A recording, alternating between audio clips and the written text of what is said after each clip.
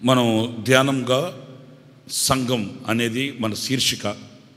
సంఘం అంటే ఏంటి, సంఘం యొక్క నియమం ఏంటి, సంఘం యొక్క పద్ధతులు ఏంటి, ఇవి కొన్ని దినాలుగా మనం ధ్యానిస్తూ వస్తున్నాము.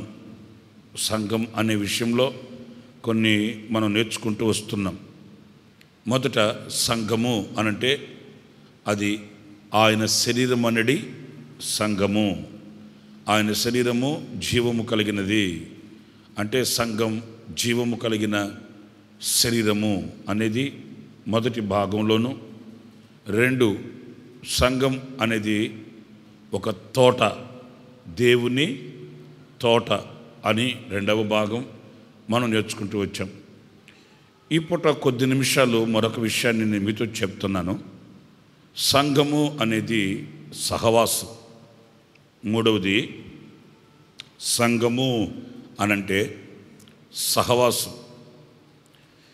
ఇక్కడ కొన్ని విషయాలు మనం జాగ్రత్తగా కనుక ఆలోచిస్తే సహవాసం అనేది చాలా విలువైనదండి. చాలా విలువైనది, చాలా బలమైనది కూడా. మనం చిన్ననాటి నుంచి కొన్ని మనం తెలుసుకుంటూ వచ్చాం.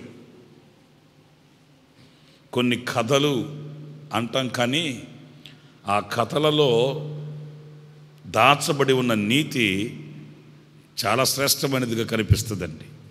చిన్న చిన్న కథలై ఉండొచ్చు. మన పెద్దలు మనకు బాల్యం నుంచి వాటిని అభ్యసింపచేశారు. చిన్న చిన్న పొడుపు కథల్లాగుంటాయి. చిన్నప్పటి నుండి అవి మనకు తెలుసు. పెద్దవాళ్ళమైనా కూడా అందులో నీతిని మనం తలపోసుకుంటూ ఉంటామండి. మనకు చిన్నప్పటి నుంచి తెలిసిన సంగతి, ఒక 5 ఆవులు ఒక చోట ఉన్నాయి. సాతాను వచ్చాడు, విరోధి వచ్చాడు, వాటిని ఏం చేయలేకపోయాడు. కదపాలనుకున్నాడు, కుదపాలనుకున్నాడు, వాటిని చంపాలనుకున్నాడు, నాశనం చేయాలనుకున్నాడు. ఎందుకంటే వాడు నాశన పుత్రుడు. ఎవరు? నోళ్ళు తెరిచి చెప్పండి, ఎవరు? ఆవులు కాదు. ఎవరు? విరోధి, సాతాను. పాపం ఆవులు తెల్లగా అభము శుభము ఎరుగని అవి చక్కగా మేస్తున్నాయి. వాడు వచ్చాడు ఏదో చేయాలని.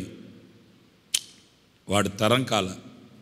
ఎందుకంటే ఆ 5 ఆవుల మధ్య ఏముంది? సహవాసం ఉంది. ఈ సహవాసం ఉన్నందువలన ఆ 5 ఆవుల మధ్య ఉన్న ఆ సహవాసం విరోధితో పోరాడింది. ఆ విరోధిని జయించింది. ఆ విరోధిని తరిమి కొట్టింది. ఆవుల యొక్క బలం కాదు, వాటి యొక్క అందం కాదు, వాటి యొక్క కులం కాదు, వాటి యొక్క గోత్రం కాదు. ఆ ఆవుల మధ్య ఉన్న సహవాసం. ఇక్కడే మనం ఇట్టే గుర్తుపట్టచ్చు సహవాసం అనేది ఎంత బలమైనదో. కొంతమందికి సహవాసం యొక్క బలం, సహవాసం యొక్క విలువ తెలియదు. అనవసరంగా సహవాసాన్ని పోగొట్టుకుంటారు. సహవాసం యొక్క రమ్యతను పోగొట్టుకుంటారు. సహవాసం యొక్క శక్తిని పోగొట్టుకుంటారు. ఆ సహవాసములో ఇమిడి ఉన్న ధైర్యాన్ని పోగొట్టుకుంటారు. మనకు ఆ కథ చెప్తుంది నీతి. ఆ సాతాను లేక శత్రువైన వాడు ఏం చేశాడు? ఆ 5 ఆవుల్ని వేరు చేశాడు. మరి ఎలా వేరు చేశాడో మనకు తెలియదు. దీని మీద దానికి, దాని మీద దీనికి, దీని మీద దీనికి చెప్పుంటాడు. వాడు అబద్ధాలకు జనకుడు కదా, సృష్టించుంటాడు, కథలన్నీ సృష్టించుంటాడు. వాడు ఏమన్నాడు తెలుసా నిన్ను గూర్చి? ఈమెమనిందో తెలుసా నిన్ను గూర్చి? మీ అమ్మాయిని గూర్చి పలానా ఆమె ఏమనిందో తెలుసా? అప్పుడు మనం నీతి కలిగిన వాళ్ళమైతే, సహవాసాన్ని కాపాడుకోవాలనుకున్న వాళ్ళమైతే, రే సైతన్గా, రే వాళ్ళు అన్నారే అనుకో, అది నాకు చెప్పి మా సహవాసాన్ని జడగొట్టడం ఎందుకురా నువ్వు? రే కర్రి మొహమోడా, రే చిలపింక మొహమోడా, ఎందుకురా నువ్వు ఇట్లా గొడవలు పెడతావు మాకు? వాళ్ళు అన్నారే అనుకో, విన్నావే అనుకో, అంతటితో ఆగు. మళ్ళీ నాకు చెప్పి నా మనసును పాడు చేసి మా మధ్యలో ఉన్న సహవాసాన్ని ఎందుకు చెడగొడతావు? ఎల్రా ఎళ్ళు అంటే వాడిని చెప్పుతో కొట్టినట్టు అవుతుంది.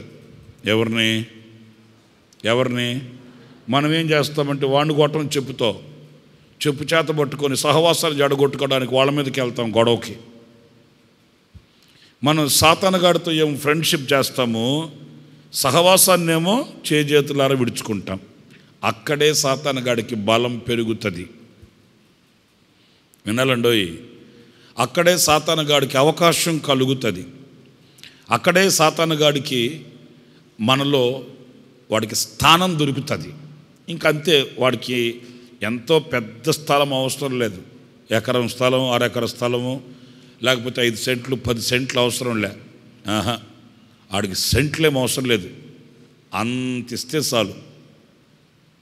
తావు కొంచెం ఇస్తే చాలు, ఆడు జొరబడిపోతాడు. ఇంకా కాడ నీ చేతికి ఇస్తాడు, గొడుగోడు పెట్టుకుంటాడు. గొడుగు వాడు ఉంచుకుంటాడు, కాడ నీ చేతికి ఇస్తాడు. ఏంట్రావా నేను దడిచిపోతున్నానంటే, కాడ నీ చేతిలోనే ఉందిగా, ఎక్కడికి పోతావు ఏంటి అంటాడు. మనకు తెలీదు. కాడ మన చేతిలో ఉంటే అబ్బా పర్లేదులే, కాడ నా చేతిలోనే ఉంది, గొడుగు నాదే కదా, జీవితం నాదే కదా, డబ్బు నాదే కదా, ఇల్లు నాదే కదా, ఆస్తి నాదే కదా, భర్త నావాడే కదా, పిల్లలు నావాడే కదా అనుకుంటుంటాం. గొడుగంతా వాడుకుంటుంది, కాడ నీ చేతిలో ఉంటుంది.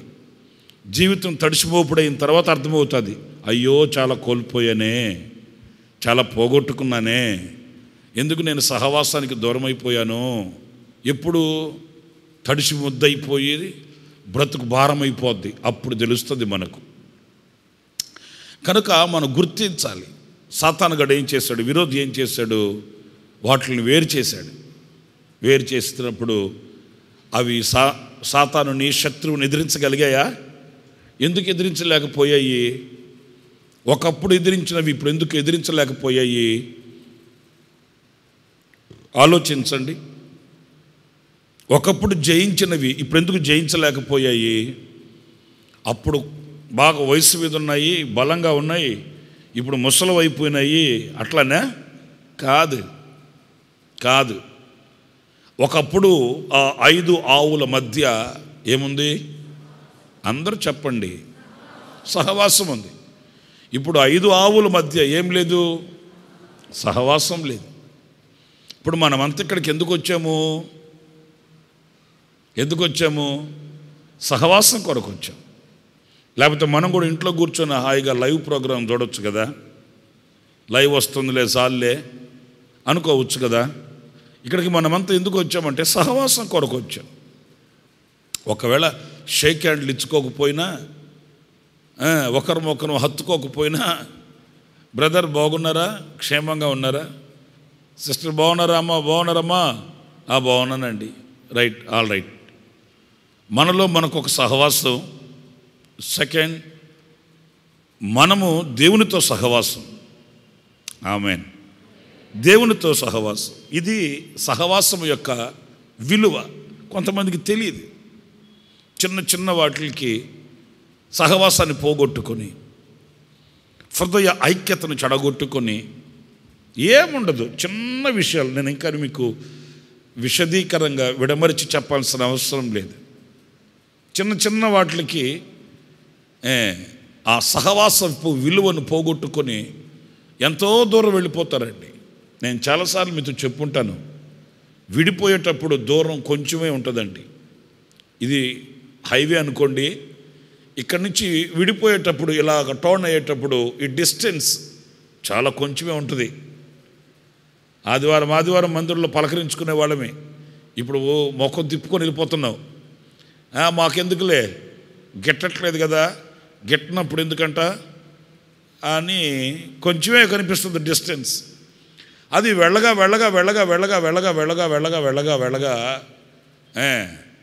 ఏలూరుకి బందర్కి ఎంత దూరం ఏంటి? ఏలూరు ఎక్కడ, బందర్ ఎక్కడ? ఆ ఏలూరు రోడ్డు బందర్ రోడ్డు సీలే దగ్గర చూడండి, డివైడ్ అయ్యే దగ్గర చూడండి ఎట్లుంటుంది. ఏలూరు రోడ్డు ఎట్లా వెళ్తుంది, బందర్ రోడ్డు ఇట్లా వస్తుంది. ఆ డిస్టెన్స్ అక్కడ కొంచెమే. ఇది కూడా తప్ప, ఇది కూడా పొరపాటేనా, ఇది కూడా పాపమేనా, నాకు గిట్టట్లేదు, నేను మాట్లాడట్లే అన్నట్టుగా ఉంటుంది. అది వెళ్ళగా చాలా దూరానికి తీసుకుని వెళ్ళిపోతుంది జీవితాన్ని. ఎప్పుడైతే మనం ఆ సహవాసాన్ని పోగొట్టుకుంటామో రమ్యతను పోగొట్టుకున్నట్లే. ఇంకా ఖచ్చితమైన ఒక మాట చెప్పేస్తాను, అసలు సంఘానికి నీకు సంబంధం లేదు అన్నట్టు.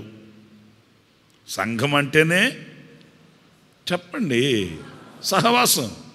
ఆ సహవాసమే లేకపోతే సంఘం కాదు. మీకు బిబ్లికల్గా మరొక మాట కూడా చెప్తా. అరే అక్కడ దీపవృక్షం తీసుకునిరా, ఆ టేబుల్ మీద ఉండాలి కాబట్టి చూపిస్తా, మీకు అర్థమవుతుంది.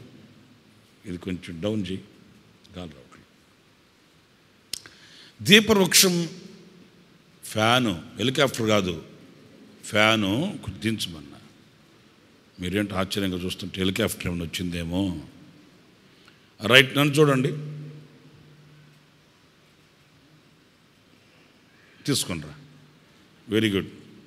ఇప్పుడు చూడండి, నేను చెప్తాను వినండి. ఇది దీపవృక్షం అండి, మనకు బాగా తెలిసింది.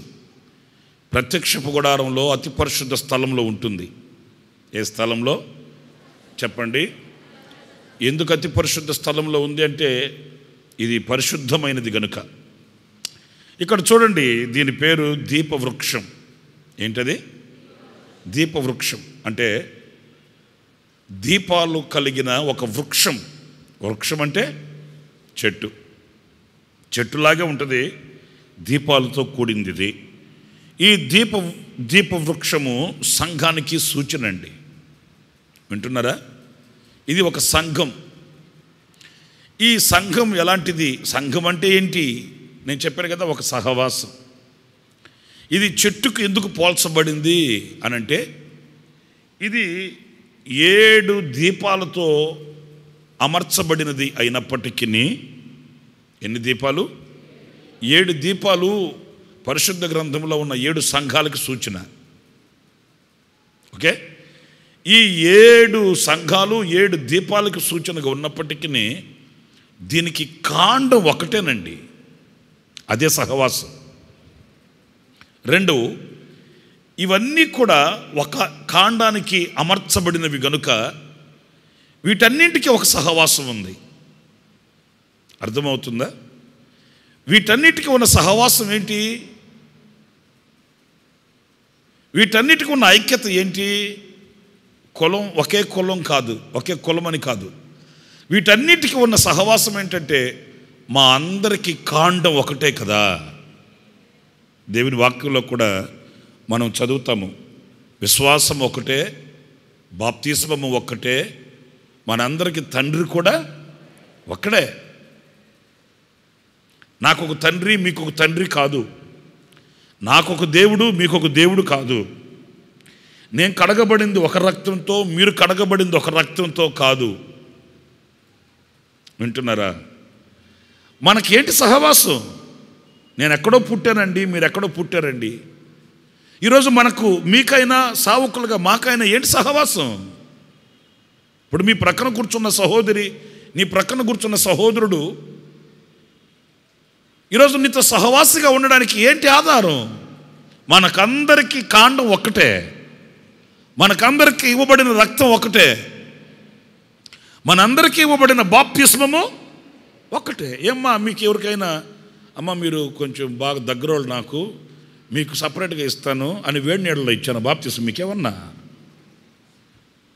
సలసల సలసల గాగి నీళ్లు పోసి వేడి నీళ్ళల్లో బాప్తిస్మం ఇచ్చానా? పోనీ మీకేమైనా బాప్తిస్మం ఇచ్చేటప్పుడు వేరే నామం ఉచ్చరింపబడిందా? లేదు, అందరికీ ఒకే బాప్తిస్మం. మనమంతా క్రీస్తులో జన్మించిన వారం. చప్పట్లు కట్టకపోయారా? సంతోషంగా ఉండేది కదా. ఆమేన్ అన్నప్పుడు బాప్తిస్మము ఒక్కటే, మనము విశ్వసించగలిగిన విశ్వాసము ఒక్కటే, మనందరికీ తండ్రి ఒక్కడే, మనమందరము నివసించవలసిన పట్టణం కూడా ఒకటే. ఈ సహవాసాన్ని మనం కాపాడుకోవాలండి. ప్రభువా,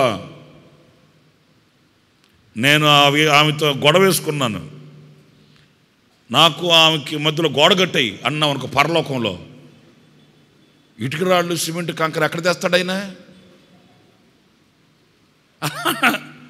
నిషిద్ధమైనది, అసహ్యమైనది అక్కడ లేదు. మనమంతా ఉండవలసింది ఒక పట్టణంలోనే. మనందరికీ రాజు ఒక్కడే, మనందరికీ ప్రభువు ఒక్కడే, మనందరికీ తండ్రి కూడా ఒక్కడే. మనమంతా ఒక తండ్రి పిల్లలం.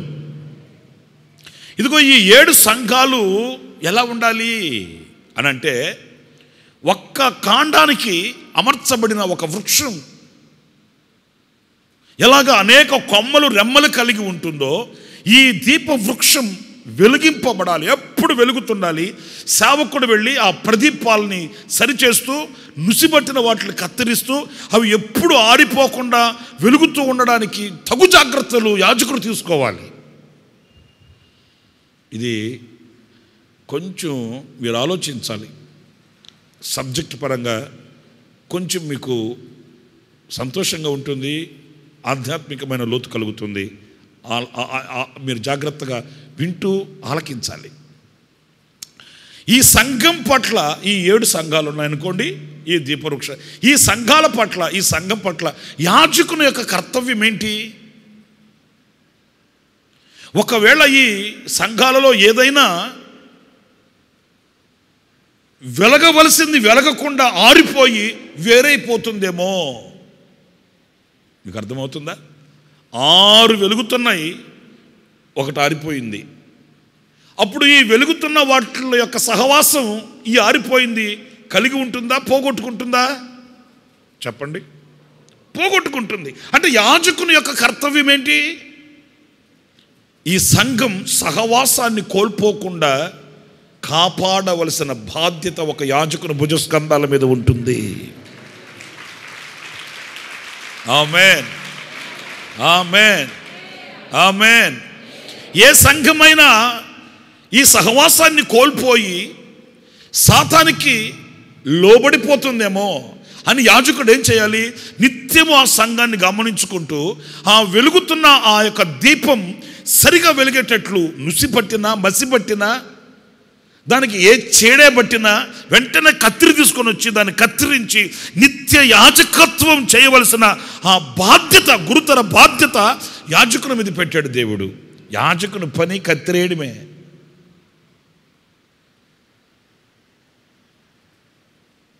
యాజకుని పని కృతజ్ఞత కోటలు పెట్టడం మాత్రమే కాదు. యాజకుని పని పుట్టినరోజు పండుగలు చేసి కేక్ కట్ చేసి నోట్లో పెట్టడం మాత్రమే కాదు. యాజకుని పని సమాధి కార్యక్రమం చేయడానికి మాత్రమే కాదు. అంటే ఎందుకు చెప్తున్నానంటే, కొంతమందికి యాజకుడు, పాస్టర్ గారు, సేవకుడు ఎప్పుడు గుర్తొస్తాడంటే ఇంట్లో ఉన్న ముసలోడు చస్తే కానీ గుర్తురాడు. ఇంట్లో ఉన్న ముసలోడు చచ్చిపోతాడే, అప్పుడు చెప్తారు, అరే పోరా పాస్టర్ గారు ఎక్కడున్నాడో పోరా. ఎందుకు చెప్పరేంటి? సమాధి కార్యక్రమం చేయడానికి. వాటికి మాత్రమే కాదు. యాజకుని బలమైన ఉద్దేశం ఏంటంటే ఈ సహవాసాన్ని కోల్పోకుండా. పరిశుద్ధుడైన పౌలు చెప్తాడు, మేము తండ్రుల వలె మేము ఆదరిస్తున్నాం, తల్లి వలె మిమ్మల్ని ఎత్తుకొని ఒక తల్లి పోషించినట్లుగా మిమ్మల్ని పోషిస్తున్నాము, మమ్మల్ని మేమే మెప్పించుకుంటున్నాము. ఇలాంటి మాటలు ఒక యాజకుని హృదయంలో నుంచి మనం వింటామండి. అంటే ఈ సంఘం, ఈ సంఘాలు వినాలి జాగ్రత్తగా. ఈ ఒక్క కాండానికి చూడండి, ఒకే కాండం, ఈ కాండంలో నుంచి తీయబడిన ఈ సంఘాలన్నీ కూడా వెలుగుతూనే ఉండాలి.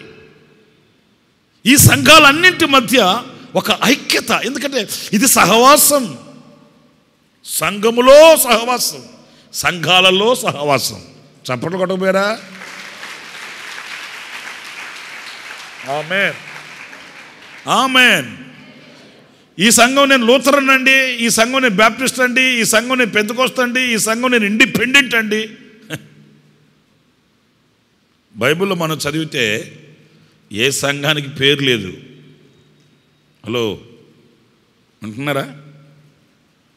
బైబిల్లో ఉన్న సంఘాలు మీరు చూడండి, ఏ సంఘానికి పేరు లేదు. అది లూథరన్నా, సిఎస్ఐయా, బ్యాప్టిస్టా, పెంతెకోస్తా, బేతేలా, నజరేతా, బేతనియా, ఏ పేరు ఉన్న సంఘాలన్నీ ఆ ఊరు పేరును బట్టి పిలువబడ్డాయి. ఎఫెసులో ఉన్న దేవుని సంఘం, ఎఫెసు పట్టణంలో ఉన్న, చెప్పండి, బాప్టిస్టు సంఘం అని లేదు, లూథరన్ సంఘం అని లేదు, హొసన్న సంఘం అని ఏమీ లేదు అసలు. అది దేవుని సంఘం. ఎక్కడ సంఘం?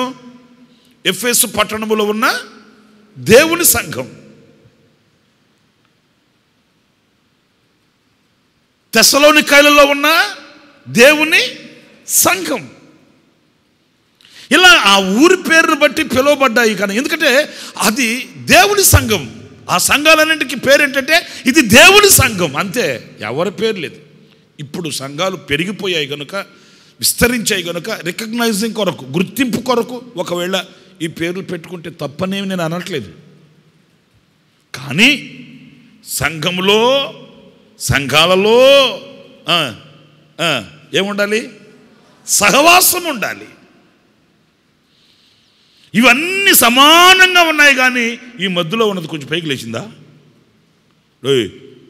నేను సీనియర్ని రా, ఇప్పుడు వచ్చారంటే మీరు కుర్రోళ్ళారా అని చెప్పి పైకి ఏమైనా లేచిందా ఈ సంఘం? లేదు.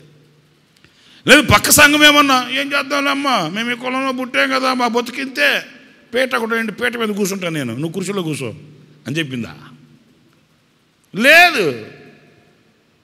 ఈ సంఘాలలో ఒక సహవాసం ఉంది, సంఘములో సహవాసం ఉంది. అసలు సంఘం అంటేనే సహవాసం. సహవాసం లేని సంఘం సంఘమే, సహవాసం లేని విశ్వాసియే. చెప్పండి, రాదా? కాదు. మీలో ఎవరైనా ఒక సహవాసాన్ని చెడగొట్టుకున్న వారైతే నీవు దేవుని సంఘము అనబడవు. సంఘం అంటే ఏంటి? స్లాబు, వెలిగే లైట్లు, మోగే మైకులు, తిరిగే ఫ్యాన్లు, కూర్చున్న సాపలు, ఈ సంఘం. ఇవన్నీ వేసిన తర్వాత మీరు ఎవరు రాలేదనుకో, నా సంగతి ఏంటి? సంఘం అంటే అవి కాదు కదా. ఒకవేళ ఈ రోజున ఇది ఉంది, ఇది లేకపోయినా ఒక చెట్టు కింద లైట్ కట్టి మైకు పెట్టి నేను ఒకవేళ 4 మాటలు దేవుని మాటలు చెప్పినా మీరంతా సమకూరారనుకోండి, దాన్ని ఏమంటారండి? సంఘం అంటారు దాన్ని. ఒక సంఘం నీవు కావాలి, నేను కావాలి. ఆ సంఘం నేను అన్నప్పుడు ఆ సంఘంలో ఈ సహవాసం ఉండాలి. సహవాసం లేని సంఘం సంఘం కాదు. సహవాసం లేని విశ్వాసి సంఘము అనబడడు. సంఘానికి అతనికి సంబంధం లేదు. సహవాసం ఉంటేనే నీకు సంఘం, నీవు సంఘం. కొందరు అందరితో గొడవలే. నేను అనకూడదు కానీ అందరితో గొడవలే. అమ్మ కొంచెం ముందుకు జరుగు, ఇందాక చెప్పాను, కూర్చునేటప్పుడు చెప్పానా, ఏం చెవుడా నీకేమన్నా జరుగు, ముందుకు జరుగు. ఇహ పరమందునా నీవే నాకని, ఇక్కడేంటి? ఆమెనేమో గొడవ వేసుకొని ఏది కొంచెం వెనక్కి జరిగిందని ఆమెతో గొడవ వేసుకుంటే మళ్ళీ ఇహ పరమందున నీవే నాకు ఇక ఏమీ లేదంటివి. ఏం మాట అబద్ధం కదా. జరగా పక్క జరగ అంటే మళ్ళీ పక్క ఏమమ్మా నీకు చెప్పలా, నేను నాకు చేతులు కొంచెం పొడవని చెప్పి నేను ఆత్మలో నింపబడాలి. జరగ పక్క జరగ, మొహం చూడ ఎట్టుంది, ముందే చెప్పాను కదా, ఒకసారి చెప్తే అర్థం కదా. పక్కవా అగ్ని మండించు నాలో. ఏంది అది? ఆ పిల్ల పక్కన అమ్మా నీకే చెప్పేది, ఆ పిల్లలు నెత్తుకో గోల్ చేస్తుంటే అర్థం కదా నీకు? జీరంకిలాగా ఉన్నాడు, మొహం చూడ ఎట్టుందో, కొబ్బరికాయ మొహం వాడు. తిప్పకవా పిల్లలు తీసుకురావద్దని చెప్పలా? వాళ్ళు ఏదో పాప ఉండేది, వాళ్ళు ఇద్దరే, ఆ పాపను ఆమె ఇద్దరే. ఏదో దగ్గర గోసు పెట్టుకుందాంలే అని చెప్పి వాడికి ఒక టవల్ చుట్టింది, ఆమె ఒక బెడ్ చుట్టు చుట్టుకుంది ముఖానికి. ఏదో వచ్చింది పాపం, కూర్చొని ఆరాధన చేసుకొని ఆమె ఈమె పక్కతో ఈమె గొడవ పెట్టుకుంటువి, వీళ్ళతో గొడవ పెట్టుకుంటే, వాళ్ళతో గొడవ పెట్టుకుంటువి, వెనకాల మళ్ళీ గొడవ పెట్టుకుంటువి. ఏంటి నువ్వు సంఘమా సమాజమా? సహవాసం లేని నువ్వు సంఘం ఎట్టవుతావు? నీ సహోదరుని ప్రేమించలేని, నీ సహోదరునితో సహవాసం లేని నువ్వు సంఘం ఎట్టవుతావు? సంఘం అనబడవే. నువ్వు సంఘము అయితే సహవాసం కలిగి ఉంటావే. సంఘము అంటే సహోదరుని ప్రేమిస్తావే. సంఘము అంటే సమాజాన్ని ప్రేమిస్తావే. ఈరోజు ప్రపంచంలో చూడండి, ఒక ఉన్నతమైన పురోగతిని కలిగింది అంటే క్రైస్తవ సంఘాలు ప్రార్థన, క్రైస్తవ సంఘాల కృషి, క్రైస్తవ సంఘాల యొక్క ప్రేమ ప్రపంచంలో ఇట్టే అలాగ గుర్తుపట్టచ్చు, మనం కనబడుతుంది.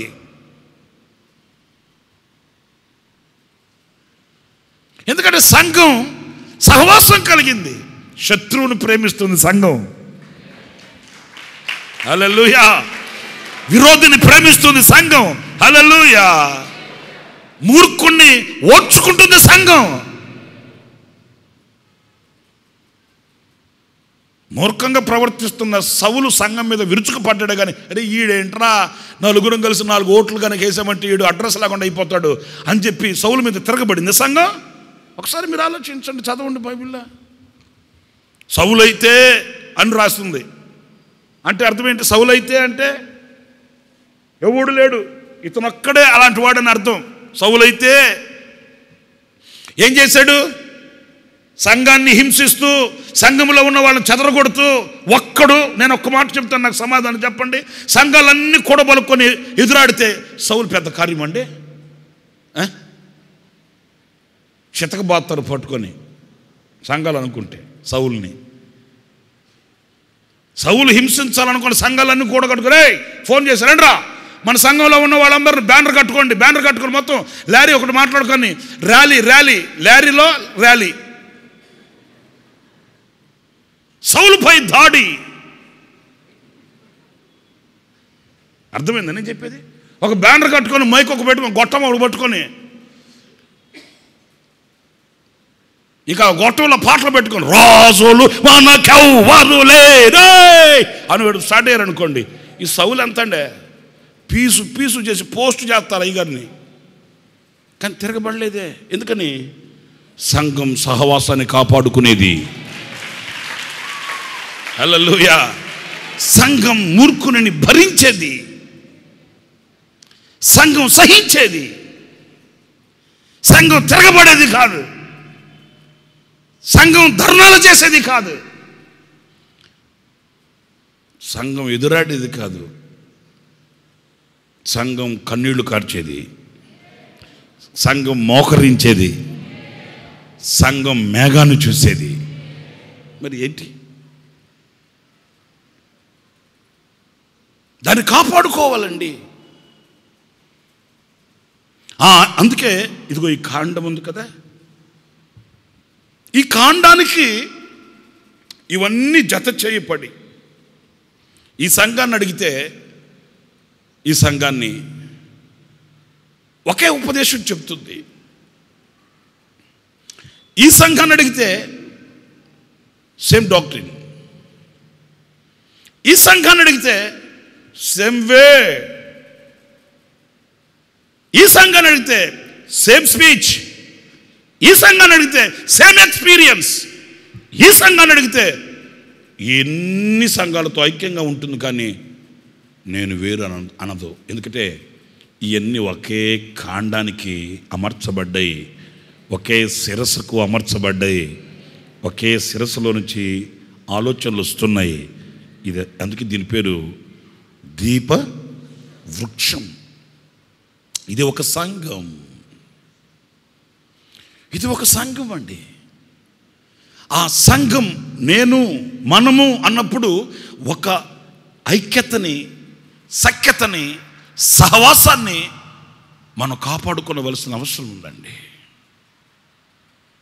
అందుకే లేఖనాల్లో మనం చదువుతాము, కొలసి సంఘానికి పరిశుద్ధుడైన పౌలు రాసిన పత్రిక 1వ అధ్యాయము 18వ వాక్యం చూడండి. సంఘము అను శరీరమునకు ఆయనే శిరస్సు. సంఘము క్షమించండి. కొరింథీ సంఘానికి పరిశుద్ధుడైన పౌలు రాసిన మొదటి పత్రిక. నేను మరలా ఫస్ట్ క్లాస్కి వెళ్ళానండి, మొదటి దానికి వెళ్ళాను చూసుకోవడంలో. కొరింథీ సంఘానికి పరిశుద్ధుడైన పౌలు రాసిన మొదటి పత్రిక 1వ అధ్యాయం 9వ వాక్యం.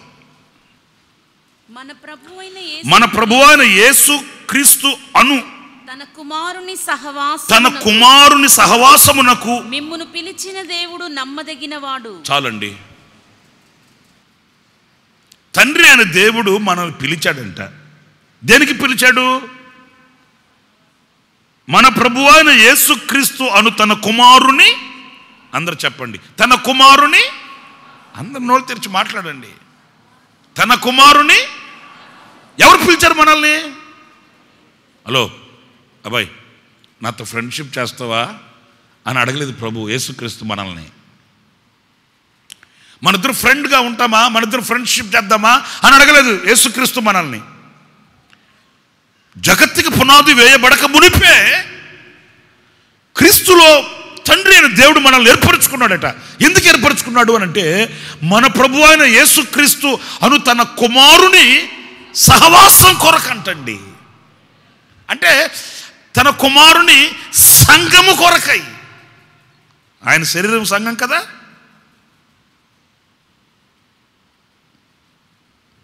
ఆ కుమారుని సహవాసం కొరకై మనల్ని ఏర్పరచుకున్నాడు. ఇప్పుడు మనలో ఒక్కొక్కరిలో ఆ తండ్రి అంటే యేసుక్రీస్తులో మనకున్న ఆ సహవాసం మనందరిలో కనబడాలండి. మీలో ఏ ఒక్కరిని చూసినా ఆ యొక్క యేసుక్రీస్తుకు మనకు ఉన్న ఆ సహవాసం కనబడాలండి. కొందరిలో యేసుక్రీస్తులోకి అంటే యేసుక్రీస్తు నందు సహవాసం కనబడదు. భేదాభిప్రాయాలు కనిపిస్తాయి. మీరు బాధపడకండి, నేను చెప్పాలి కనుక చెప్తున్నాను, మీకు అర్థం కావాలి కనుక చెప్తున్నాను. కొందరు భేదాలు పుట్టిస్తారండి, కలహాలు పుట్టిస్తారు సంఘంలోనే. నేను చెప్పేది వేరే విధంగా కాదు. మీకు సంఘం అంటే ఒక మంచి అవగాహన కలగాలి, అసలు సంఘం అంటే ఏంటో తెలియాలి కనుక నేను ఈ శీర్షిక మీద మీతో మాట్లాడుతున్నాను. ఈ సంఘంలోనే నిలిచి, నేను ఇప్పుడు ఈ సంఘం గురించి వేరొక సంఘాన్ని గురించి కాదు, మొదటి శతాబ్దంలో స్థాపించబడిన ఆనాడు ఉన్న సంఘాలలో కూడా ఇలాంటి భేదాలు కలిగించే వాళ్ళు ఆనాడే ప్రారంభమయ్యారు. క్రీస్తు శిరస్సునకు అంటు కట్టబడని వ్యక్తిత్వం కలిగిన వాళ్ళు మొదటి శతాబ్దంలో ఆది సంఘంలోనే కనిపిస్తారు. భేదాభిప్రాయాలు పుట్టించడం, అపోస్తలుల ద్వారా కలిగిన ఉపదేశానుసారంగా కాకుండా వేరొక ఉపదేశాన్ని బోధించి మనస్సులను చెడిపెడి వారు. నేను ఒకే మాట చెప్తున్నాను, వినండి. ఈ మన ప్రభువు అయిన యేసుక్రీస్తు అను తన కుమారుని సహవాసాన్ని చెడిపెడి ఏదైనాను కూడా మనం మచ్చుకైనా కూడా దగ్గరికి రానియకూడదండి. అన్న చెప్తుండేవాళ్ళు యేసన్న గారు. మీరు బాధపడకండి అంటే వేరే విధంగా అనుకోవద్దు. ఏం చెప్పేవాళ్ళు అంటే, మనం కూర్చున్న దగ్గర కంపు కొడతా ఉందనుకో, అన్న చెప్పిన మాట అట్లాగే చెప్తున్నానండి. మనం కూర్చున్నాము, కూర్చున్న చోట కంపు కొడతా ఉంది.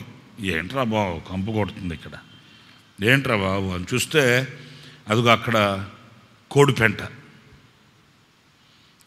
ఉంది, అక్కడ కంపు కొడుతుంది. అక్కడ కూర్చొని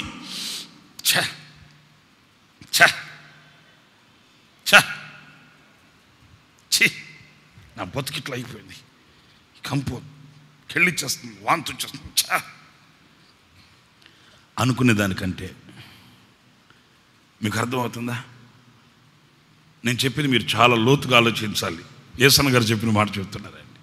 కొంతమంది ఇట్లాగేనండి, అక్కడ కూర్చొని నా బతుకెట్టు తెల్లారింది, ఏ రోజు రాసి పెట్టాడు ఇక్కడ దేవుడు రాత, మొహం గడుక్కోకూడదు పోయి ఉండేదిగా, ఇక్కడ రాసి పెట్టాడు దేవుడు, నా బతుకెట్టు తెల్లారుతుంది. ఎందుకు మాట్లాడాలి నేను? ఎందుకు అసలు వీళ్ళ దగ్గర ఆ మాట అనిపించుకోవాలి? ఎందుకు తక్కువ, నేను ఏం తక్కువ నాకు? యేసన్న గారు చెప్పాడు, తిక్కలోడా అక్కడ కూర్చొని చా అని జీవితాన్ని అంతటిని వ్యర్థం చేసుకోకపోతే ఆ కోడి పెంటని తీసెత్తడ పడేయడానికి నీ దగ్గర ఏమీ లేకపోతే జోబులో ఒక 10 రూపాయలే ఉందనుకో, ఆ 10 రూపాయలు తీసుకెళ్ళి ఆ 10 రూపాయలతో ఆ కోడి పెంట అట్లా ఎత్తి ఆ కోడి పెంటతో కూడా ఈ 10 రూపాయలు నెత్తిపడాయి ఇసురుకుంటే 10 రూపాయలతో ఆ కంపు పోద్ది, నీ జీవితం అంతా సుఖమయమైపోద్ది. బ్రతికిన దినములన్నీ ఆనందంగా బ్రతకొచ్చు నువ్వు. మనకి దీన్ని ఏమంటారు, దీన్ని ఈ చిట్కా మనకు తెలియక ఆ కంపుని అనుభవిస్తూ ఆ కంపుని ఆస్వాదిస్తూ జీవితమంతా విరక్తి, జీవితంలో ఉండవలసిన మాధుర్యం, సహవాసంలో ఉండవలసిన బలం, సహవాసంలో ఉండవలసిన ఆ యొక్క శక్తి, ఇవన్నీ పోగొట్టుకుంటున్నామండి. మనలో సహవాసాన్ని చెడగొట్టే ఏ చెడునైనా, ఏ చేదునైనా, ఏ దుర్వాసనైనా, ఏ మస్టునైనా 10 రూపాయలు ఇచ్చి వదులుకోవడం. ఇప్పుడు మీకు అర్థమైందా? మనకి ఏది కావాలి? సహవాసం కావాలి, మనం సంఘంగా ఉండడం కావాలి, మనం క్రీస్తు శరీరం అనే సంఘముగా స్థిరపరచబడాలి, ఆయన మహిమ కలిగిన రాకడకు మనం ఆయుత్తపరచబడాలి. ఇది మన యొక్క ధ్యేయం, మన గురి ఇది. దీనికి అడ్డుపడేది ఏదైనా ఎదురైతే ఒక 10 రూపాయలు ఇచ్చి దాన్ని వదులుకోవడం ఏంటి? సీరియస్ అయిపోయారేంటి? అవును, ఈ మాటలు మనల్ని ఆలోచింపచేస్తాయి.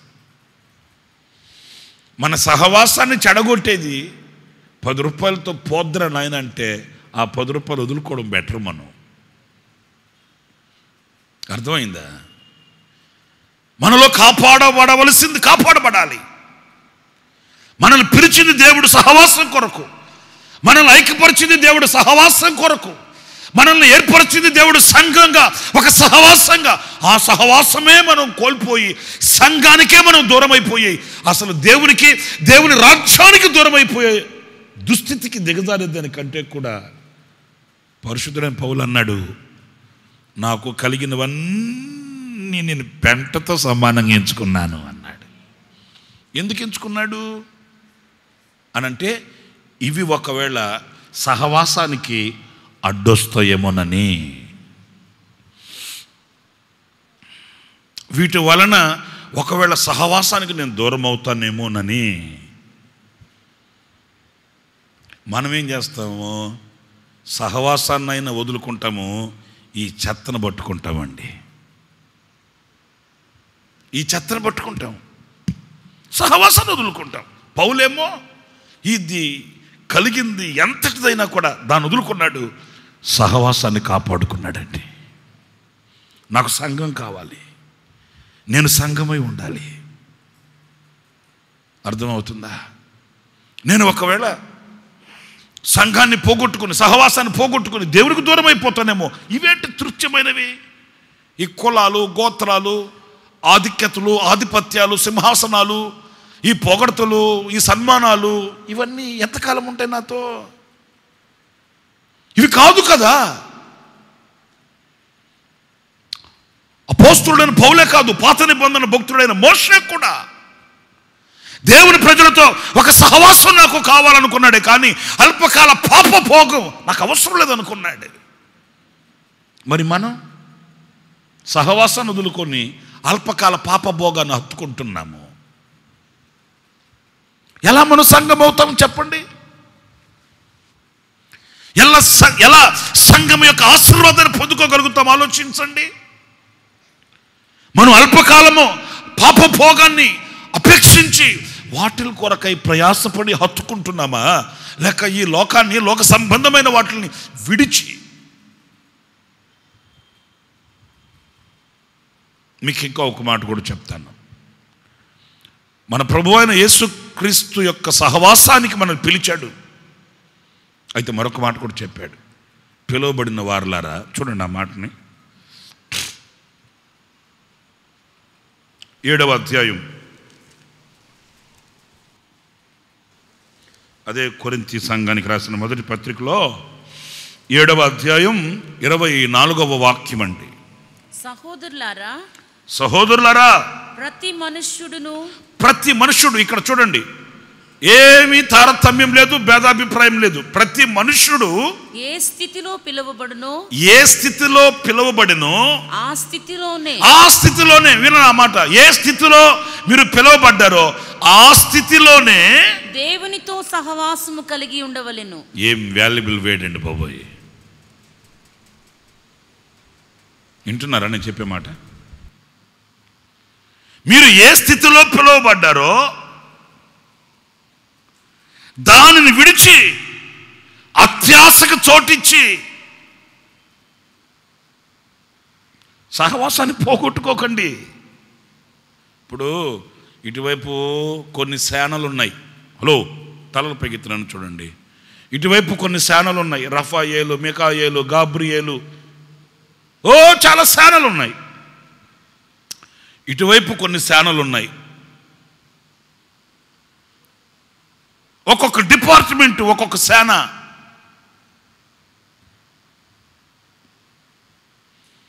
ఏదైనా మెసేజ్ పాస్ చేయాలనుకుంటే ఎవరితో చెప్తాడు? నోళ్ళు తెచ్చి మాట్లాడండి.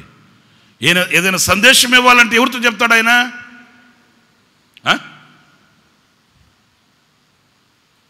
నోరు తెచ్చి మాట్లాడరేంటారు బాబు?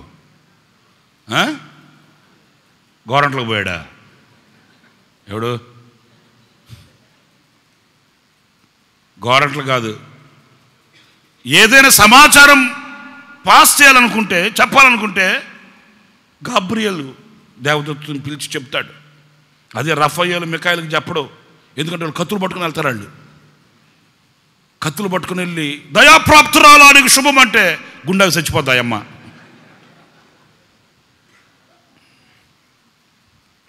చెప్పడు. ఇది ఒక సమాచారం కనుక ఆ సమాచారానికి ఒక సేన ఉంది. ఆ డిపార్ట్మెంట్ వేరు. మీకు అర్థమైందని చెప్పేది. ఏ డిపార్ట్మెంట్ ఆ డిపార్ట్మెంట్లో ఉండాలి ఒక సహవాసం. అది గాబ్రియేలుకి చెప్పాల్సిన మాట రఫాయేలు, మికాయేలుకి చెప్తే కత్తులు, కటార్లు, ఇక సోలాలు, బళ్ళాలు, ఇక AK-47లు తీసుకుని వెళ్ళి అక్కడ ప్రత్యక్షమై నా కుమారుడా అన్నాడు అనుకో, ఆడు కత్తి చూడగానే ఇంకో కుమారుడు అయిపోతాడు, అవుట్ అయిపోతాడు. అంతే కదా. సమాచారం అయితే గాబ్రియేలుకి. ఏదైనా యుద్ధాలు ఏదైనా అలాగా ఉంటే రఫాయేలు, మికాయేలు వాళ్ళకి చెప్తాడు. ఇవన్నీ ఎక్కడున్నాయి? ఆయన రాజ్యంలో ఉన్నాయి. అదొక సహవాసం, అదొక పరలోకం. మీకు ఒక మాట చెప్పనా? మీ డిపార్ట్మెంట్లు ఎన్నెన్నో కావచ్చు. ఏ డిపార్ట్మెంట్ అయినా సంఘంలో ఊడ్చే పనా, కడిగే పనా, లైట్లు వెలిగించే పనా, చాపలేసే పనా, బాత్రూములు కడిగే పనా, ఏ డిపార్ట్మెంట్, ఏ పనైనా మీరు ఎక్కడున్నారో తెలుసా? మీరు ఒక సహవాసం కలిగిన వారే అయితే అది పరలోకంగా ఉంటుంది. నీకు పరలోకంగా ఉంటుంది. ఆ సహవాసం లేదనుకో నరకంలాగా ఉంటుంది. మీకు అర్థమైందని చెప్పిన మాట. నా బతుకి తెల్లారింది. ఆదివారం బాత్రూములు కడగడం వేళ ఆ మైకు ఒకసారి ఇవ్వకూడదు. మైకు ఆ మైకు నువ్వు పట్టుకుంటే మైకు వచ్చేస్తుంది నీకు. జాగ్రత్త. ఎందుకంటే నీ పని కాదు అది. నువ్వు ఏ పిలుపుతో పిలువబడ్డావో ఆ స్థితిలోనే, ఏ స్థితిలో ఉండడానికి ప్రభు నిన్ను పిలిచాడో ఆ స్థితిలో నిలిచి దేవునితో సహవాసం కలిగి ఉండాలి. నువ్వు ఆ సహవాసాన్ని పోగొట్టుకోకూడదు. ఏ స్థితిలోనైనా నేను ఎందుకున్నాను ఈ స్థితిలో అని అనుకున్నావంటే నువ్వు సంఘం కాదు, సంఘానికి నీకు సంబంధం లేదు. అసలు నేను ఎందుకు పడి ఉండాలి ఇక్కడ?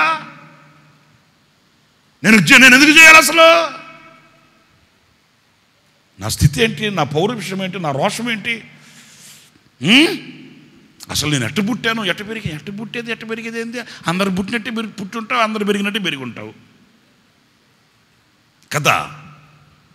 అదిగో ఆ స్థితిని గనక విడిస్తే, ఆ స్థితిని గనక మర్చిపోతే అసలు దేవుని సంఘం అనబడవు నువ్వు. కొంచెం ఘాటుగా ఉంటాయి ఈ మాటలు కదా, కానీ సంఘం నేర్చుకోవాలండి. నువ్వు ఏ స్థితిలో పిలువబడ్డావు? ఇక్కడ నేను చెప్పే మాట జాగ్రత్తగా వినండి. రఫాయేలు, మికాయేలు, గాబ్రియేలు వాళ్ళ స్థానంలో నిలిచి వాళ్ళంతా సహవాసంగా ఉన్నారు కనుక అది పరలోకమైంది. ఏమా మా ఎవరి స్థానాల్లో వాళ్ళు నిలుచున్నారు కనుక అదేమైంది? బాబు వాళ్ళు తెచ్చి మాట్లాడండి. ఎవరి స్థానాల్లో వాళ్ళు నిలిచి సహవాసం కలిగి ఉన్నారు కనుక అదేమైంది? పరలోకమైంది. ఎవరి స్థానాల్లో వాళ్ళే ఉన్నారండి. అటు కాకుండా 11 గంటల దాకా అమ్మగారు దుప్పటి కప్పుకొని 11 గంటల దాకా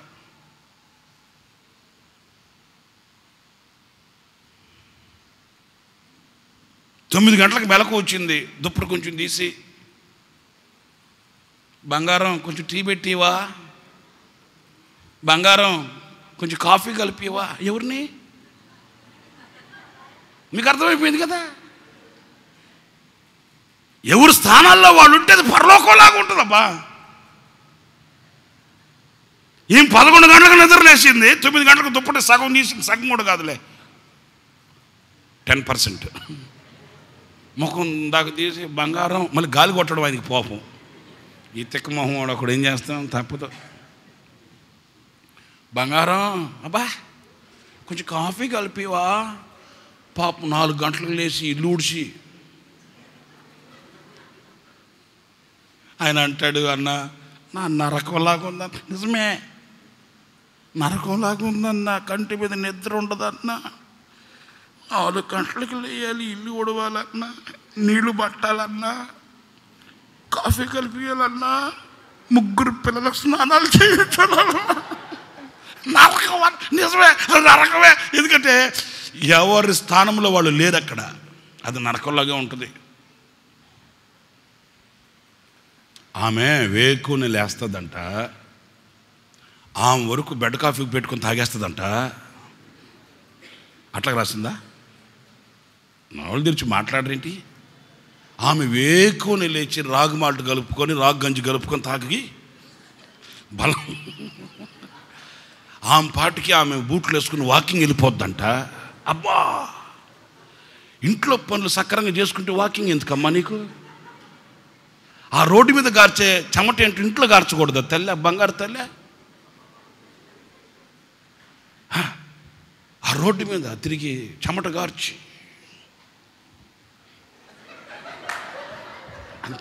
అక్కడ తిరిగే వదలు. ఇంట్లో మీ బట్టలు మీరు ఉతుక్కొని, మీ ఇల్లు మీరు ఊడ్చుకొని, మీ అంట్లు మీరు కడుక్కొని, మీ తిండి మీరు వండుకుంటే అక్కడికంటే ఎక్స్ట్రానే కారుతుంది చెమట.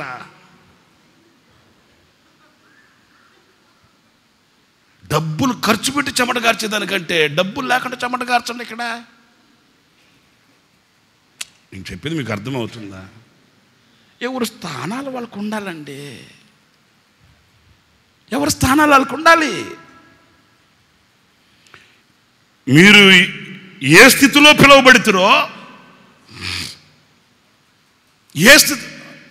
అబ్బాయి సామేలో పిల్లలు జాగ్రత్తగా చూసుకో, నేను వెళ్తున్నాను. ఎక్కడికి? ఎక్కడికి? ఆ ఉద్యోగానికి వెళ్తుందంటే సామెలతో చెప్పేసి వెళ్తుంది. ఎవరమ్మా సామెలు? మీ ఇంట్లో పని మనిషి కాదు, నా మగుడు. ఆయన పిల్లలు బాగా చూసి జాగ్రత్తగా చూసుకు, అన్నం పెట్టి సరిగ్గా సమస్యకి పెట్టేసాయి, నేను వెళ్తున్నాను, రాత్రికి వస్తాను. ఓయ్ బాబోయ్, కథ అంతా ఎవరు అయిపోయిందిరా బాబోయ్.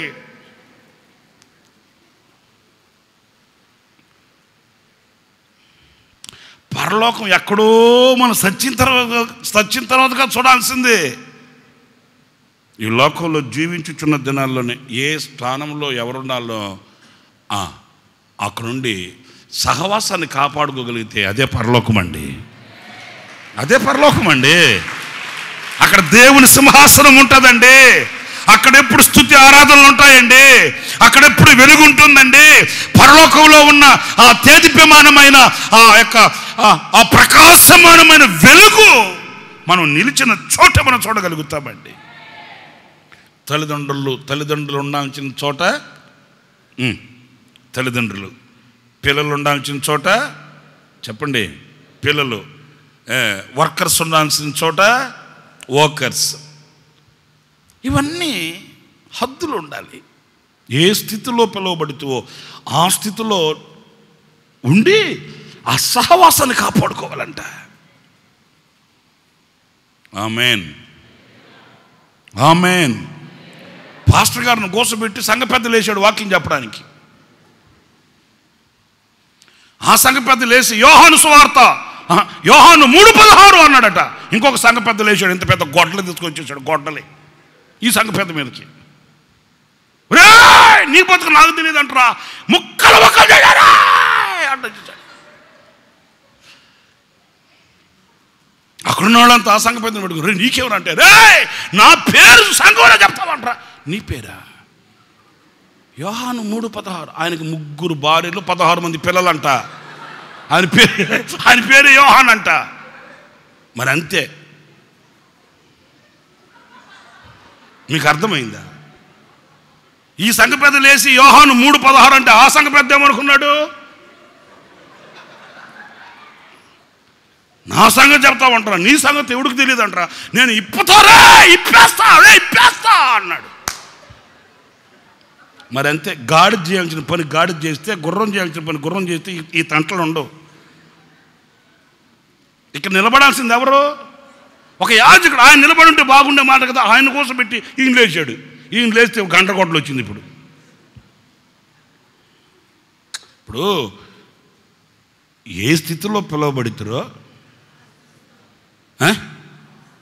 ఏంటండి ఆ స్థితిలోనే. భోజనానికి కూర్చొని ఉన్నాం, భోజనం పెట్టారు, తిన్నాము. అప్పుడు దాకా బాగానే ఉన్నాడు. భోజనం తిన్నప్పటి నుంచి మూతి ముడిచేశాడు. అరే సామాన్ ఎత్త కానట్రా, ఇప్పుడు దాకా బాగానే ఉన్నాడు, ఏమయ్యాడ్రా. ఆ ఫేస్ రీడింగ్ ఒకటి ఉంటుంది కదా, చెప్పాలేంటి ఫేస్ రీడింగ్ అర్థం కాలే. మరి బాగానే ఉన్నాడు, భోజనం అయిపోయింది, భోజనం దగ్గర నుంచి ఏంటి అయిపోయాడు. ఆ పక్కనోడితే చెప్పి ఏంట్రా కనుక్కరా, వాడు ఏంటో అట్లా అయిపోయాడు, ఏందో మూతి ముడుచుకున్నాడు. మొదలే ఆ మూతి కొంచెం వంకర, దానికి తగ్గట్టు ఇంకా మూతి ముడిచాడు అనుకో, ఆర్టీసీ బస్ స్టాండ్ అయిపోలా. ఏంటో కనుక్కోరా అంటే వాడు ఇడిపోయి వాడిని అడిగాడు, ఏంటరా అట్టున్నావు అంటే అంతేరా, అరే అంతేరా, అరే అంతేరా, మనం ఎంత కష్టపడి ఇంతేరా. ఏంటి సంగతి అంటే ఆ పాపం మీటింగ్ పెట్టించిన వాళ్ళు సేవకుడు కదా, పెద్ద పాస్టర్ గారు కదా, సేవకుడు పెద్ద ఆయన కదా అని చెప్పి అర్థం కాల. ఏంది నా పళ్ళు వేరుగా ఉందంట, ఆడు పళ్ళు వేరుగా ఉందంట. ఇప్పుడు ఆడేమంటాడంటే ఏంది భేదాభిప్రాయం ఏంటిది, బా ఈ తారతమ్యం ఏంటిది, పిలుపు ఒక్కటే, దర్శనం ఒక్కటే. అరే బాబోయ్, ఇప్పుడు నన్ను చూసినట్టు ఆడు చూడలేదంట. మీకు అర్థమైందా? ఎవడి స్థానం మీరు చెప్పండి, ఎవడి స్థానం వాళ్ళదే. నేను ఏసన్న గారిని అవుతానా? ఎంత గుంజుకున్నా కాలేదు, ఆయన స్థానం అయిందే. నా స్థానం, నేను పిలువబడిన స్థానంలో సహవాసాన్ని కాపాడుకుంటూ నేను సంఘమై ఉండాలి. అది ఆయన పెండ్లి భార్య, అది సార్వత్రికమైన మంచి మాట చెప్పాడు పౌలు. ఏ స్థితిలో పిలువబడ్డారో ఆ స్థితిలోనే, ఇంకొక స్థితి కోరుకోవద్దు, ఇంకొక స్థితిని ఆశించవద్దు. ఇప్పుడు నేను చెప్పే మాట జాగ్రత్తగా వినండి. దేవుడు తనను ఉంచిన స్థితి కాకుండా వేరొక స్థితి కోరుకున్నాడు. ఎవరాడు?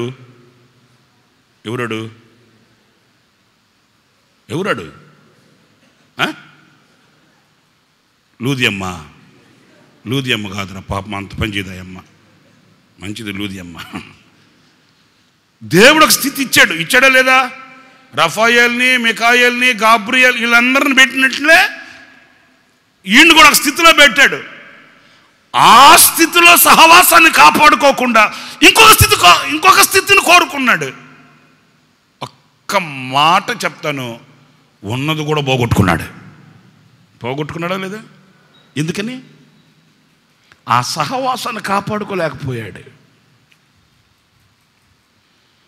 దేవుడు మనల్ని ఒక అద్దింట్లో పెట్టాడా? సంతోషంగా దేవునితో సహవాసం కలిగి ఉండడం నీకు క్షేమం. పేదరికంలో పెట్టాడా? ఐశ్వర్యంలో పెట్టాడా? శ్రమల్లో పెట్టాడా? ఇబ్బందుల్లో పెట్టాడా? నా ప్రభు నిన్ను ఎట్లా చూడాలనుకున్నాడో ఆ స్థితిలో పెడతాడు ఆయన, అంతే. పరిశుద్ధుడైన పౌలు అంటాడు, నా కుమారుడా తిమోతి, నీ కన్నీళ్లను చూచి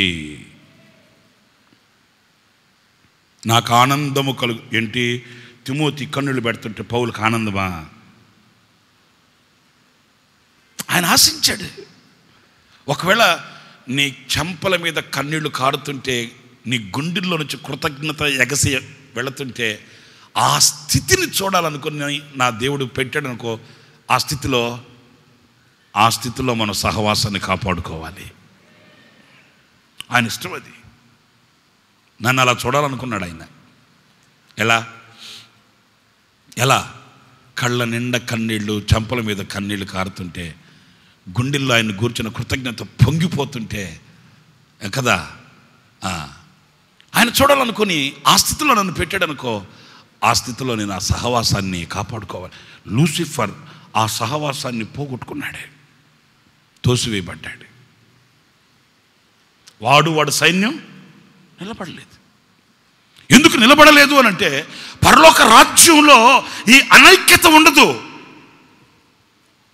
ఈ సహవాసానికి వ్యతిరేకమైన అనుభవాలు పరలోకంలో ఉండవు. గనుక అక్కడి నుంచి త్రోసివేయబడ్డాడు. త్రోసివేయబడి ఏం చేస్తున్నాడు? బుద్ధి తెచ్చుకున్నాడా? మారాడా? లే. ఆ బుద్ధిని ఇంజెక్ట్ చేస్తూ తిరుగుతున్నాడు లోకంలో. వాడు ఎవరిలోకి జొరబడతాడో వాళ్ళు సహవాసం ఉండదు. ఎందుకంటే ఆడొచ్చాడు. ఎవరాడు? సహవాసానికి విరోధి. ఒక ఆమెకి యేసన్న గారు చెప్తుంటే విన్నా. ఒక ఆమెకి మగదయ్యం పట్టిందంట. ఎవరికి? ఒక ఆమెకి, ఆడ మనిషికి మగదయ్యం పట్టింది. మగదయ్యం పట్టేసరికి ఆమె గుట్టుగా కూర్చోవట్లే, మీసం తిప్పుతుందంట. రే ఏంట్రా రే, ఏం చేస్తారే అంటుందంట. ఇట్లా అంటుందంట. మళ్ళీ ఆమె ఆడ మనిషే కానీ ఏ దయ్యం పట్టింది చెప్పండి? అప్పుడప్పుడు వేసి మళ్ళీ అట్లా లుంగి కట్టుకుని రే ఏంట్రా రే అంటున్నాడట. వాళ్ళు వీళ్ళంతా మాట్లాడకూడదు. నేను మాట్లాడుతాను రా, ఏంట్రా రే మీసాలు అక్కడ ఎక్కడ ఆయన ఆడుతుందంట. మగదయ్యం. మీకు అర్థమవుతుందని చెప్తున్నా. ఇప్పుడు విశ్వాసికి పిశాసి పట్టింది అనుకో, ఎట్లా ఉంటుంది వ్యవహారం? ఆడ మనిషికి మగదయ్యం పట్టినట్టే ఉంటుంది. చూసేదానికి విశ్వాసి, మాట్లాడితే పిశాసి. సాతానుగాడు యొక్క క్రియలు ఇవన్నీ. ఎందుకంటే వాడు అనైక్యతకు పునాది, సహవాసానికి విరోధి, సహవాసానికి వంచకుడాడు. వాడు ఎవడిలో జొరపడతాడో వాడు సహవాసం చేయడు, సహవాసంలో ఉండడు, వాడిలో ఐక్యత కానరాదు. ఎందుకంటే ఆడొచ్చాడు. అలా వాడు మనలో పొడచొప్పకుండా మనం ఏం కావాలి చూడండి. ఒక మాట చెప్తాను. కీర్తనల గ్రంథంలో సర్లే 13వ అధ్యాయం సామెతల గ్రంథం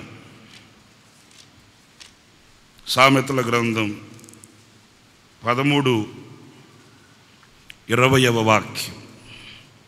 జ్ఞానుల సహవాసము చేయువాడు. వినండి, ఎవరి సహవాసం అంటే? జ్ఞానుల సహవాసము చేయువాడు జ్ఞానము గలవాడగును. ఏమవుతాడండి? మీరు అందరు నోళ్ళు తెచ్చి గట్టిగా చెప్పండి. ఎలా అయ్యాడు జ్ఞానం కలిగిన వాడు? దీన్ని ఇంకొంచెం నేను మార్చి చెప్తాను. విశ్వాసులతో సహవాసం చేయవాడు, చెప్పండి మీరంతా చదువుకున్న వాళ్ళే కదా, విశ్వాసులతో సహవాసం చేయవాడు విశ్వాసి అవుతాడు. అవిశ్వాసులతో సహవాసం చేయవాడు చెప్పండి అవిశ్వాసి అవుతాడు. దానికేంటి మరలా? జ్ఞానులతో సహవాసం చేయవాడు, జ్ఞానుల యొక్క సహవాసాన్ని కాపాడుకున్నవాడు జ్ఞాని అవుతాడు. సహవాసము చేయువాడు, మూర్ఖులతో సహవాసం చేయవాడు చెడిపోవును. ఏమవుతాడటండి? ఆడే చెడిపోతాడు. దుష్టులతో సాంగత్యము చేయవాడు, దుష్ట సాంగత్యము ఆశించిన వాడు దుష్టుడవుతాడు. పరిశుద్ధులతో సహవాసం చేయవాడు వాడు అపవిత్రంగా ఉన్న పరిశుద్ధుడుగా మార్చబడతాడు. బట్ నేను చెప్పేది ఏంటంటే, దేవునితో మనకు, సంఘముతో మనకు, సంఘములో మనకు ఈ మంచి సహవాసం కాపాడుకోవాలి.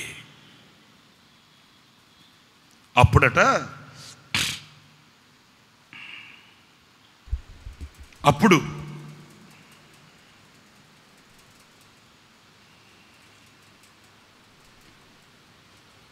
కొరింథీ సంఘానికి పౌలు రాసిన 2వ పత్రిక 13వ అధ్యాయం 14వ వాక్యం చూడండి.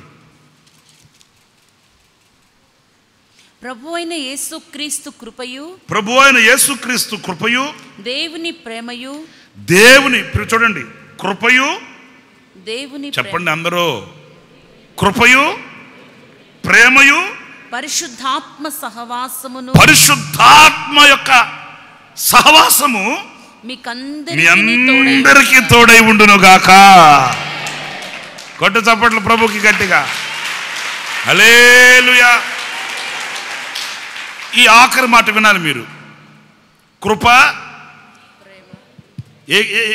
ఎవరి కృప? కృప, ప్రేమ. ఇప్పుడు చెప్పండి, కృప ఎవరి వలన? యేసుక్రీస్తు మూలంగా. ప్రేమ ఎవరి మూలన? దేవుని మూలాన, అంటే తండ్రి మూలాన. మరి పరిశుద్ధాత్మ మూలాన ఏం కలుగుతుంది? సహవాసం కలుగుతుందండి. మీరు పరిశుద్ధాత్మను పొందిన వాళ్ళైతే ఆ పరిశుద్ధాత్ముడు మీ హృదయంలో ఆ సహవాసాన్ని కలుగు చేస్తాడు. వీడు పరిశుద్ధాత్మ పొందలేదురా అని ఇట్టే గుర్తుపట్టాలంటే ఆడు సహవాసంలో ఉండడు.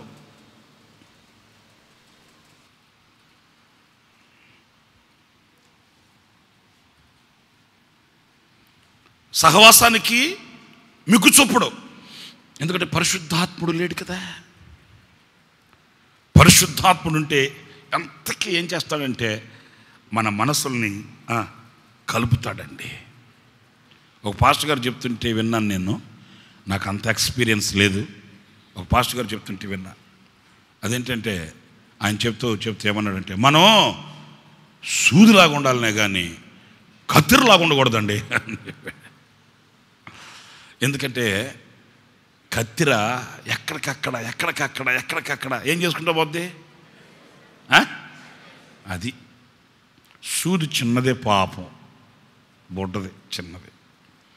తనకున్న శక్తితో విడిపోయిన వాటిలన్నిటిని కలుపుకుంటూ పోద్ది. రెచ్చగొట్టదు, వ్యర్థమైన మాటలు మాట్లాడదు, ఏళ్ళని బజారు పాలు చేయాలి, ఆళ్ళని బజారు పాలు చేయాలని ప్రయాసపడదు, కలుపుకుంటూ పోద్ది. కత్తిరట కాదే. పరిశుద్ధాత్ముడు మనలో ఉన్నప్పుడు సహించాలన్నా, భరించాలన్నా, ఓర్చుకోవాలన్నా ఓర్చుకొని సహించి భరించి ఆ పరిశుద్ధాత్ముడు సహవాసాన్ని కలుగు చేస్తాడు. తండ్రి దగ్గర నుంచి ప్రేమ, యేసుక్రీస్తు దగ్గర నుంచి కృప, పరిశుద్ధాత్ముని దగ్గర నుంచి సహవాసం. ఎందుకంటే సంఘాన్ని సిద్ధపరిచేది పరిశుద్ధాత్ముడు. సంఘాన్ని రాకడికి ప్రీతికరంగా మార్చేది ఎవరు? పరిశుద్ధాత్ముడు. ఒకవేళ విశ్వాసులైనా, సేవకులైనా, రెవరెంట్లైనా, బిషప్లైనా, 22లైనా, 72లైనా, ఎవరైనా సహవాసానికి, ఐక్యతకి భిన్నంగా ఉన్నారంటే వీళ్ళు పరిశుద్ధాత్మను పొందుకోలేదు, పరిశుద్ధాత్ముడు వీళ్ళలో నివసించట్లేదు. ఇంకంతే దాని గుర్తు. పరిశుద్ధాత్ముడు ఒప్పింప చేస్తాడు, పరిశుద్ధాత్ముడు ఐక్యపరుస్తాడు. ఒక్క మాట చెప్పి ముగించేస్తా. ఆ రోజున దేవుని ఉగ్రత దిగింది.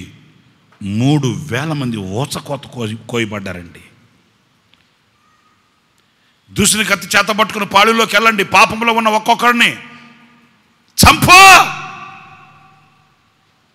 ధర్మశాస్త్రం ప్రత్యక్షమైన ఆనాడు 3,000 మంది ఊచకోత కోయబడ్డారండి. రక్తం సెలయరులై పారింది. అదే పరిశుద్ధాత్మ దేవుడు దిగి వచ్చిన రోజున 3,000 మంది రక్షణలోకి వచ్చారండి.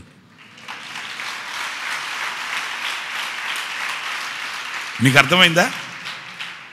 అక్కడ మరణం, ఇక్కడ జీవం. అక్కడ రక్తపాతం, ఇక్కడ రక్షణ ఆనందం.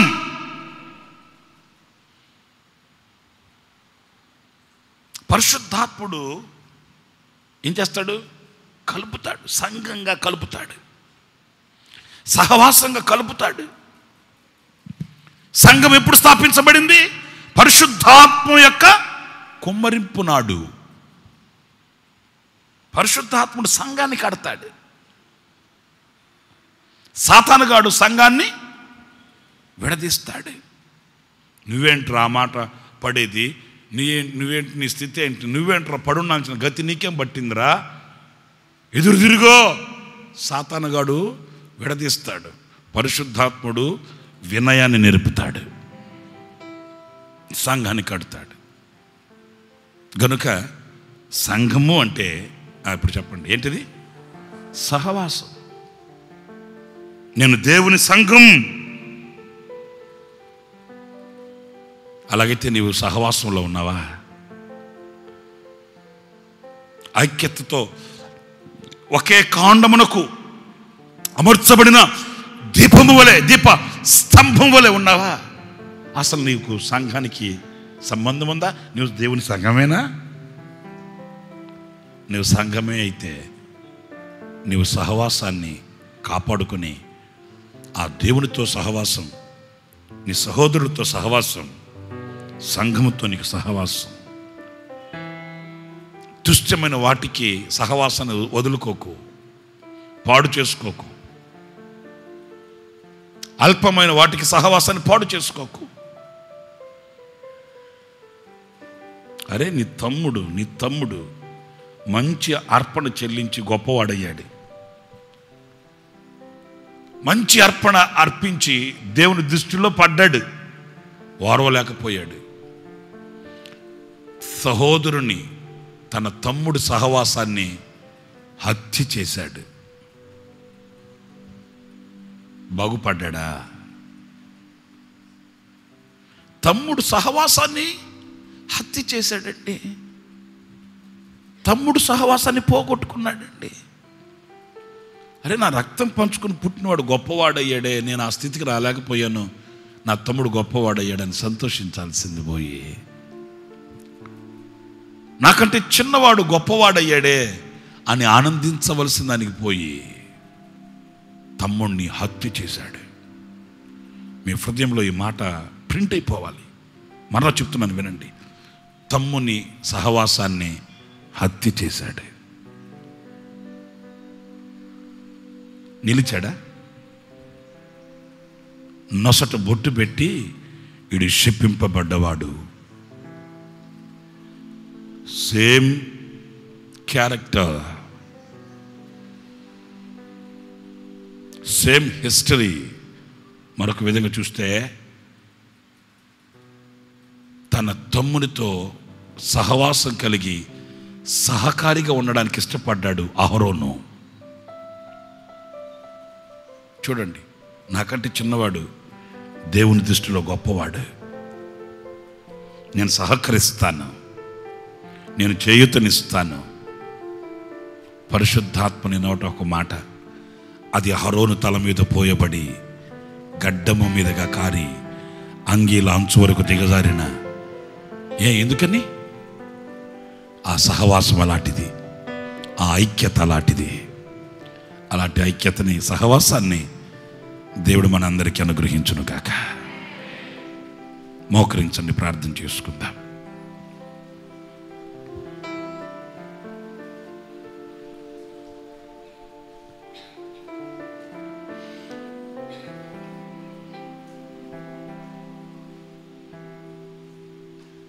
సమర్పణతో సేవించెదను నిన్నే, సజీవుడనై ఆరాధించెద నిన్నే. అందరూ నోళ్ళు తెరిచి వినయ భయభక్తులతో ఒక సమర్పణ కలిగి పాడుదామా? నిబంధనతో, నిబద్ధతతో పాడుదామా? సజీవుడనై సమర్పణతో సేవించెదను నిన్నే,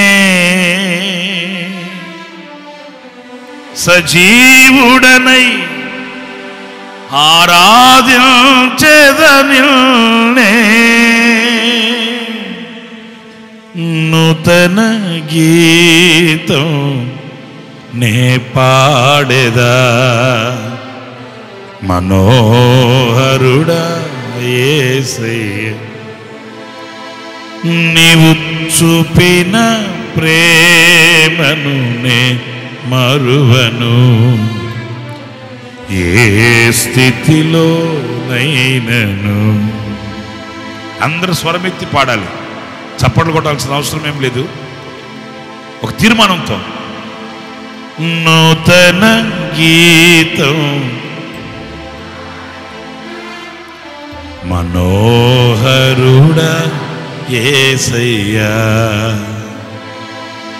నీవు చూపిన ప్రేమను నే మరువను,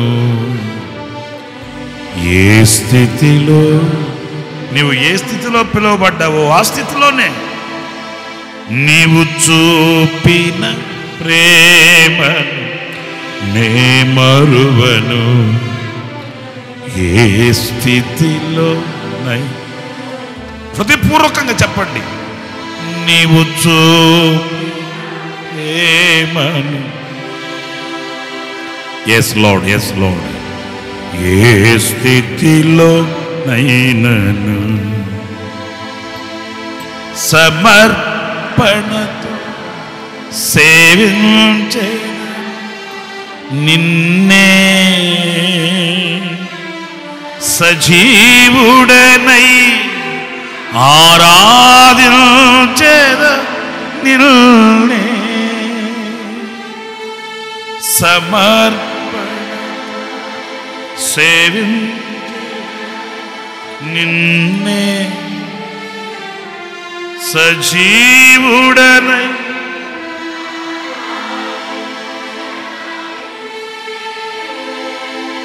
నూతన గీతం నే పాడెదా, మనోహరుడా యేసయ్యా. నీవు చూపిన ప్రేమ నే మరువను, ఏ స్థితిలో ఈ స్థితిలో నైనను నీవు చూపిన ప్రేమను నే మరువను, ఈ స్థితిలో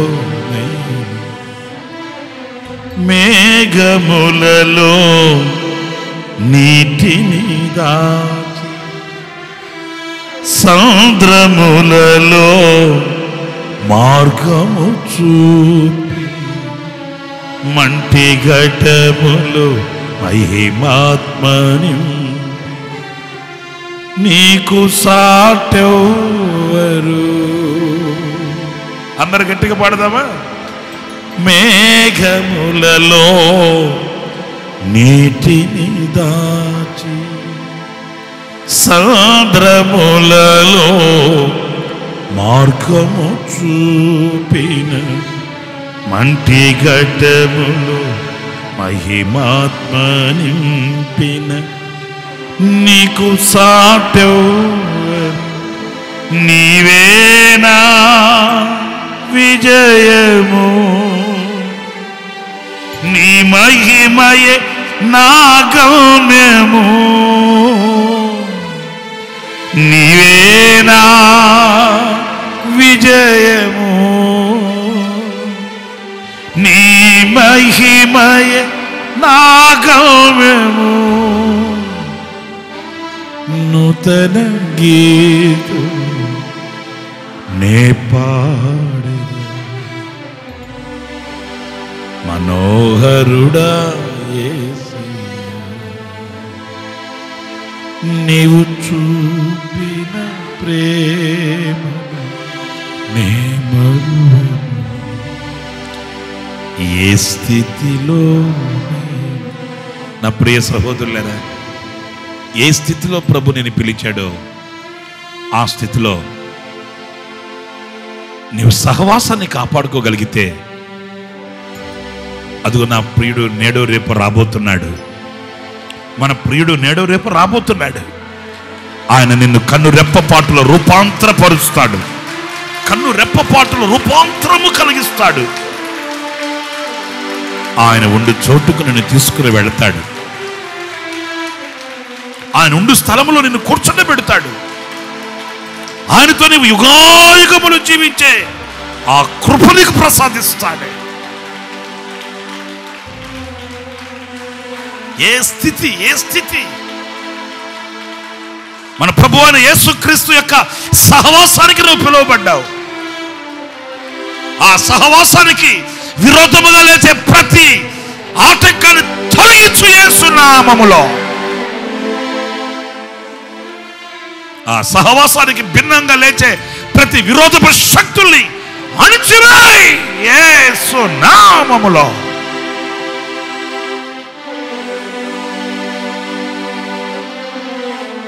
సహవాసమే సంఘం, సహవాసమే సంఘం, సంఘమే సహవాసం. సహవాసం చెరసాల సంఖ్యలను పటాపంచలు చేయగలిగింది. సహవాసం శత్రువుని ఓడించగలిగింది. సహవాసం నీకు జయాన్ని ప్రసాదించేది. ఈ సహవాసాన్ని కాపాడుకోవలసిన బాధ్యత నీ మీద ఉంది. నువ్వు ఎంతకాలం సహవాసాన్ని కాపాడుకోగలుగుతావో అంతకాలం జయము నీ వెంట వస్తుంది, బలము నీ వెంట వస్తుంది, కృప నీ వెంట వస్తుంది, శక్తి నీ వెంట వస్తుంది. గుర్తించిన నాడే నిన్ను నీవు తగ్గించుకోగలుగుతావు. అందరూ చేతులు పైకెత్తి అప్పగించుకోండి. మీ కొరకు ప్రార్థన. పరిశుద్ధుడైన తండ్రి, ఆశ్చర్యకరుడని స్తోత్రాలు. ఈ రాత్రి శ్రేష్టమైనటువంటి మాటలు మీరు మాతో ముచ్చటించారు. సంఘము అనగా సహవాసం. ఆ సహవాసాన్ని మేము ఒక్కొక్కరం కాపాడుకోవాలని మీరు మాతో మాట్లాడారు.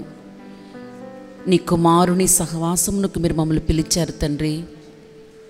పిలువబడినటువంటి స్థితిలోనే మేము నీతో సహవాసం కలిగి ఉండటానికి సహాయం చేయండి. ఈ సహవాసాన్ని పాడు చేయుటకు అడ్డుగా నిలిచిన సమస్తమును మీరు తొలగించమని ప్రార్థిస్తున్నాను. మేము సహవాసములో నిలిచి ఉండాలి ప్రభువా.